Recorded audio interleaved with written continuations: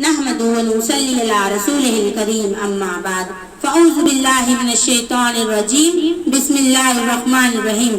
صدر مجلس، مہمان کرام اور میرے پیارے ساتھیوں، السلام علیکم. اطفال کی شخصیت و کردار کے ضامن، اطفال کی شخصیت و کردار کے ضامن تہذیب کی بنیاد ہے استاد ہمارے.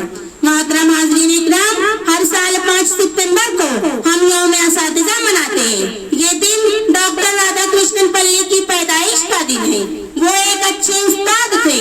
ڈاکٹر رادھا کرشنن پہلے نائب صدر بنے، اس کے بعد آزاد ہندوستان کے دوسرے صدر جمہوریہ بنے، اور ساتھ ہی وہ ایک مثالی مدرس بھی تھے جنہوں نے پیشہ تدریس کو ایک سمت عطا کی.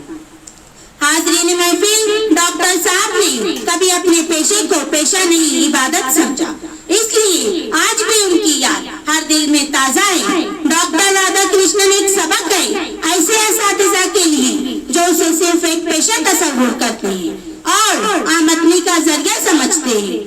آج ہم ڈاکٹر رادھا کرشنن جیسے اوصاف شاید ہی کسی ٹیچرز میں نہیں دیکھ سکتے، کیونکہ ہمارے سماج میں درس و تدریس ایک فیشن بنتا جا رہا ہے. تعلیم حاصل کرنا ایک چیلنج بنتا جا رہا ہے. متوسط نچلے طبقے کے بچے اعلیٰ تعلیم حاصل کرنے سے قاصر ہی نہیں بلکہ پوری طرح سے محروم ہوتے جا رہے ہیں. ایک استاد وہ ہوتا ہے جو بچوں کو تعلیم دے دینا کافی نہیں سمجھتا، بلکہ ایک اچھا استاد وہ ہوتا ہے جو بچوں کو تعلیم اس طرح سے دے کہ وہ اچھی طرح سے ذہن نشین کروائے بنا نہیں رہتے ہیں.